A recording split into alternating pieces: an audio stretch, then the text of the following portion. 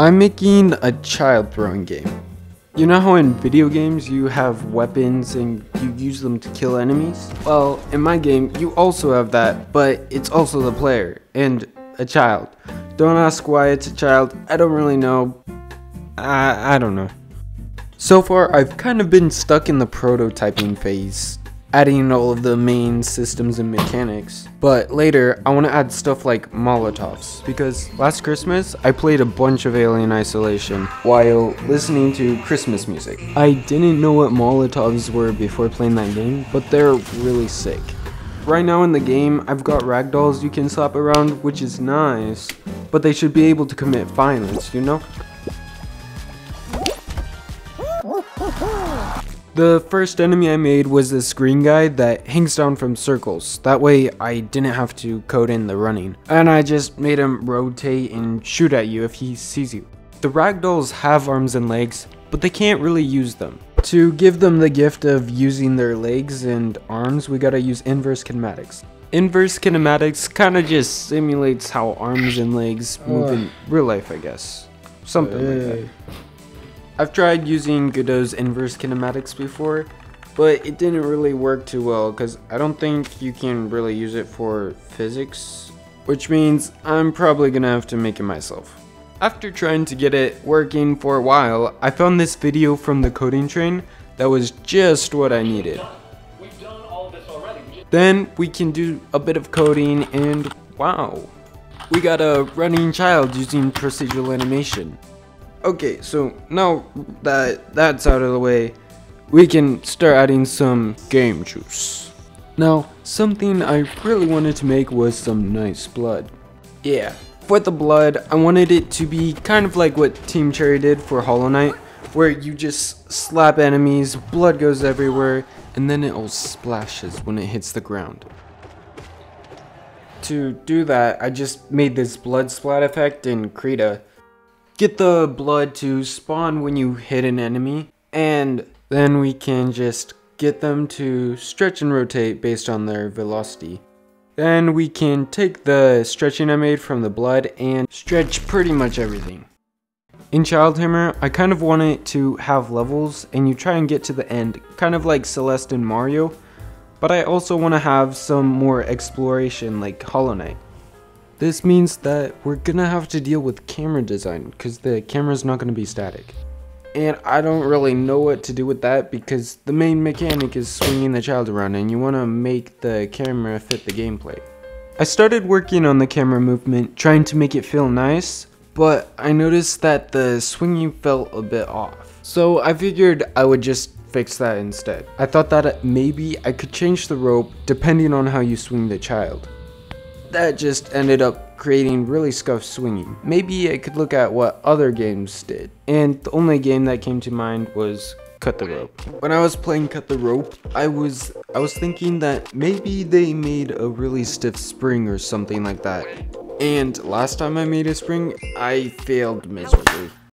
I was thinking maybe I could make my own rigid body physics and then the spring stuff would work for some reason. There are a few different ways you can simulate rigid bodies. I didn't really know which one to do, but I just went for Euler's method, which is this. To put together the rigid bodies, I found this tutorial made by my guy Randy on creating custom 2D rigid body physics. After a while, and following along with the tutorial, I got something looking pretty nice. Getting the spring to work was actually pretty easy after a little bit of trying to figure it out. It turns out instead of adding forces, you're supposed to change the linear velocity. And then I was like, hold up, can you do this with the built-in physics? And it turns out you can. I pretty much just made the thing I thought wasn't working, and it turns out I'm just stupid and didn't know what I was doing. Well, I'm just gonna use the built-in physics because even though I made these, they're kind of buggy and I don't want to do any more coding. I'm still not too happy with the rope though because it's kind of too springy. In Cut the Rope, it's kind of like a springy pendulum almost. So I went to Google trying to figure out exactly what they did with Cut the Rope because what I made didn't really feel the same. I searched everywhere until I found the scratch version of the game someone made, and it really feels like you're playing the same thing almost. And that's good because in Scratch you can look through all of the source code that they made. So don't mind me, I'm just gonna go in and look through here, and yeah, they used Varela integration. Thanks, NoMBe. That's fine. I've done some Varela integration before, and that's what I'm using for the rope visuals right now. But plot twist, it's not really fine because the child is using Euler's method for the physics, and you can't really just smash Euler's with Varela. That doesn't really work. Oh, wait, or does it? Yeah, I had an idea to make a rope using Varela integration, and then we can tie the child to the rope with a really stiff spring. This actually worked surprisingly well. It did create some bugs though, but those should be easy to fix. I'll just do that later. Also, I'm not too sure what happened with the blood, but I think it's running at 2 FPS right now. So I'm just gonna go ahead and I just gotta do one last thing with the rope. When you're swinging the child around, he kind of feels like nothing and he goes way too fast with little effort. Newton says in his third law that for every action there's an equal and opposite force. What does this mean? Well, I don't know. But I was able to figure it out after a bit. Okay guys, I've got a mug and a Dasani water bottle to kind of demonstrate the third law stuff. And I've heard Dasani water isn't that good, but the bottle looks cool. I don't know, I didn't drink this. Anyways, so kind of how it works is if they exert forces on each other, we gotta find the force that they exert, and that to get that we can use Newton's second law, which is force equals mass times acceleration. So we just find that for both of them, get the greatest out of both of them, and apply that to both of the objects, but in the opposite direction for one of the objects. Yeah, now the child feels pretty thick, but not thick enough. He still goes really fast. So I just messed with some of the values and tried using this formula for centripetal force. I didn't really look into it too much, and I don't think I got it working, but it's fine. I must just save this for later. Okay. Everything should be good. All of the files are corrupt. That's not good. Thankfully, I have a backup on GitHub, so everything should be... Oh no.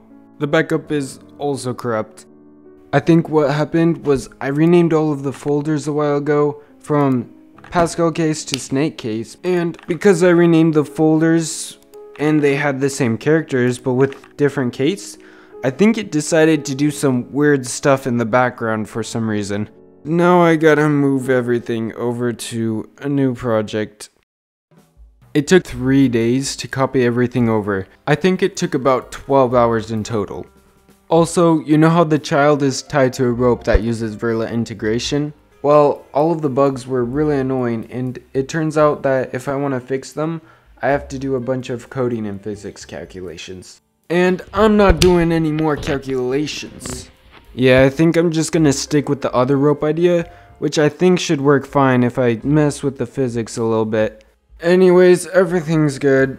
I didn't really have a great plan for the game, and that's probably why I didn't get a lot done. But make sure to smash subscribe and like if you liked the video. Next devlog, I kinda just want to go crazy with the juice and spice up the graphics a bit. Oh, I still need to get the child swinging feeling epic and work on the camera and level design, and that's probably gonna be a bit painful. So I'm thinking about possibly making a new game that would be a bit more simple. I want to still work on child timer, I'm just thinking maybe I could make the second game on the side. I think that could also help a lot with motivation while also getting 2 games done at once. Yeah, profit. I'ma make sure to make a better plan though. Anyways, that's pretty much it. See ya.